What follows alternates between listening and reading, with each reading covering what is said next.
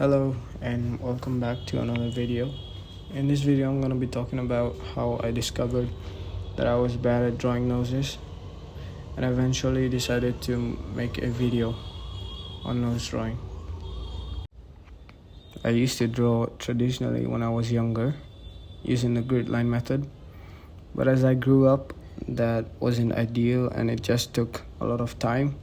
So I started drawing freehand using different methods I saw on the internet. Everything was fine until a while back I posted one of my art pieces on Discord asking for critique and got a response saying the nose looked weird. That's when I noticed that most of my freehand drawings had terrible noses.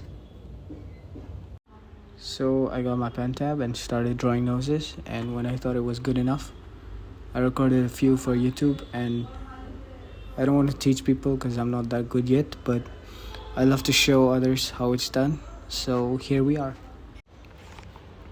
I'm not gonna go over the basic stuff like drawing a big circle, two smaller ones on the sides and all that.